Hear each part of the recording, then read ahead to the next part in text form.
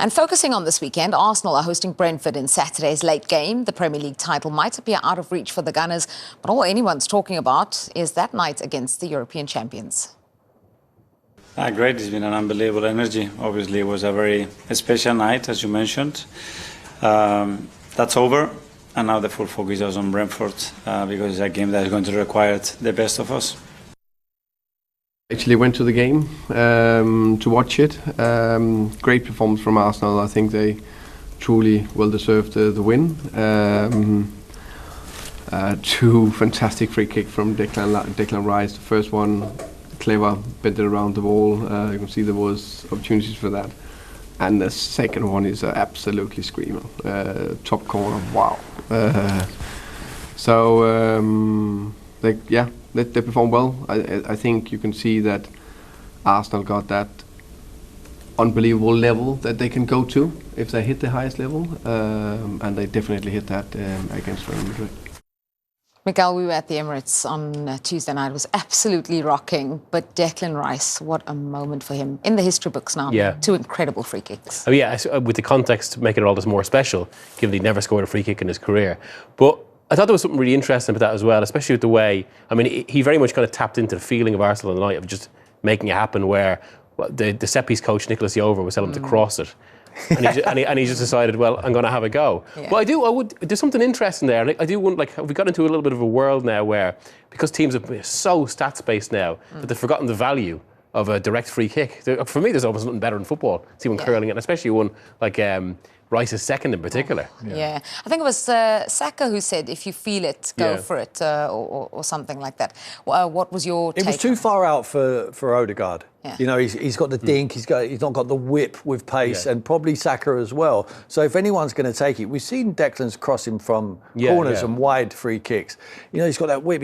When you're so far out, you can get the ball up and down with pace. I mean, that just stayed up, didn't it? I mean, the second one was just incredible. We took the net off, and the first one was brilliant, stayed outside of the post. Absolutely magnificent. I'm really pleased for Declan. He took a lot of stick. Everyone, when having a little down periods, people always look at price tags of what players have gone for. 100 million, too much money. They were singing at the end that we got him half price. In my opinion, they got him half price. He is an absolute diamond. He's a manager's dream, because not only because he scores goals like that, because he leaves nothing on the pitch. He gives everything every single minute of every game, and he tries to help teammates get better.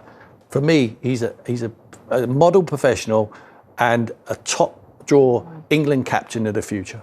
Yeah, leader in that team as well. Tim, now, you know, seeing those free kicks got us thinking about you and your career. Now, Opta says you've not ever scored a direct free kick in the Premier League officially. We're going to give this one to you, though. Just check this out. Anyone can do it, yeah? Oh, yeah. I left it for the biggest game of all, which is a home game. There's Ginola there, just stops the ball. Just get off, David. Let someone with the ability to be able to do that. Just stop. All I want you to do is put your foot on the ball, and I just whipped it in the corner. That ended up being the winning goal in the game when we beat Arsenal, which is obviously the biggest game of the season for Tottenham. Can we carry on talking about this? Do you want me to elaborate a little? No, we're okay. You can tell us from a managerial perspective, if you are Mikel Arteta, do you just rest everybody against Brentford? You can't rest everyone. Some of them have got to play. Some of them need the minutes. But I think you're in a luxury position now where you've got the lead and you need to manage it now, and you need to manage the minutes of the players, the ones you want and identify to play in that return leg at the Bernabeu. Let's face it, there's a lot of smiles. Everyone's celebrating. It's half-time. Yeah. If there's any team in the world football who can turn this around, it will be Real Madrid. I don't think they will do it. I think Arsenal are good enough to fend them off. But there is one team, and that is the team in white, who they play next midweek. So don't hold your breath. So last week against Everton, Mikel Arteta made 5 changes. Ahead with the Real Madrid game obviously in mind. Do you expect him to rest a number of players again, as Tim has said now? And who would you definitely not start against Brentford? I think unless you want to give Saka a few minutes just to keep the rhythm going, I wouldn't start him, because he's just coming back. Obviously, the Madrid game was his first start. Yeah. I mean, I wonder do you rest Saliba? Just because with the defence situation, he's so important. Because obviously they lost Gabriel, Calafiori was injured, and you almost, and given that this is going to be a rearguard action in this game, you want him in top condition. Although Saliba's probably the sort of player who wants to play every game as well. He does want to, but sometimes as a manager you have to tell him, like, you know what's important here.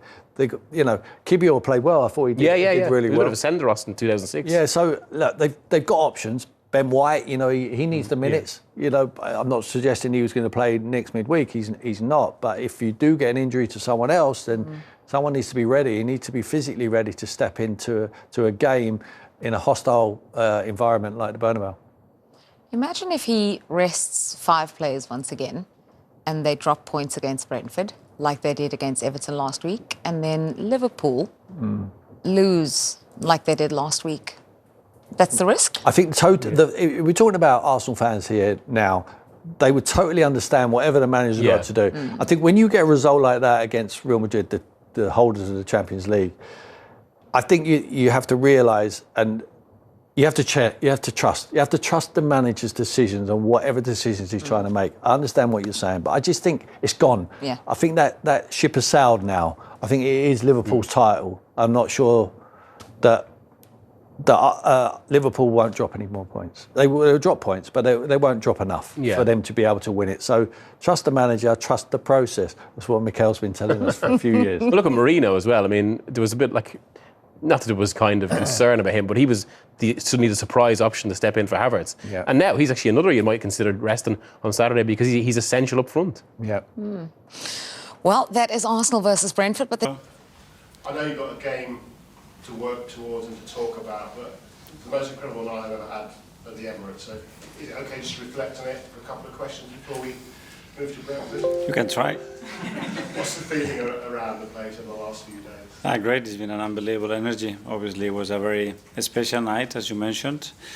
That's over, and now the full focus is on Brentford because it's a game that is going to require the best of us. I know it's over. I just wanted to ask you about Declan. Which of his free kicks was your favourite? Difficult. No, there are 2 different. The technique is very different in both of them. The range and the angles that he's got, both of them were excellent. So they helped us to win the game, which was the most important thing. Do you know which one was his favourite? No. And he takes the corners from that side usually, doesn't he, from the left? What about now in terms of being the first in line for all free kicks? That's something that we discuss a lot. I mean, the different ways that he can create moments in and around the box, whether it is to assist, whether it is to score, because he has all the qualities. He can run into the box, he can eliminate people by dribbling, he has a long range shot, he has deliveries on set pieces, so that's what we're heading with him, to become, again, that he can decide the games with very different tools as well. Your message before the game, and the club's message was make it happen. That was the theme, wasn't it? And the players obviously did pick up on that. Because I think Bukayo just said to Declan before he took the first one, feel it, which is that theme, isn't it? Mm-hmm. Absolutely. I said to you guys the day before, it wasn't about believing, it's not enough. It's about that conviction, feeling it and making it real after. In order to do that, we had to do a lot of things right, like we have done all season, especially with the circumstances that we had, and it's continue with the same mindset. With Bukayo, obviously he won both the free kicks. Still not probably 100% in terms of the games he's got in his legs, but frightened Real Madrid. How important will he be for the rest of the season? Very important. He gives us a level of threat, connection and unpredictability that probably no other player at the moment can provide it, especially with the connection that he's already built in and around the team. And he's had as well the power to leave the stadium, which is something incredible because shifting the energy in the stadium is something really difficult to do, and a player is able to do that. That's a great addition, great quality to have. But not only a brilliant player, a brilliant character as well. I mean, he sat where you are on Monday and asked a difficult question about his contract, and big smile on his face, said he wants to win things in this badge. When you hear something like that, how inspirational is it for you? Very, I mean, so humble, so simple, very committed to the club, obviously has very deep roots connected to this football club and with a lot of the people here. So I'm very glad to hear that he wants to stay with us and win with us. So how do you handle Brentford then? Because obviously it's only half time in the Champions League. That's for the future. Do you tap into that belief and that buzz that all the players who are involved on Tuesday have, or do you have to rest a few? Just with normality. I mean, this is our context. Play every 3 days. I'm playing in different competitions, the biggest stages, playing in Europe, then coming back to the Premier League and having a completely different game, completely different opposition and context around the game.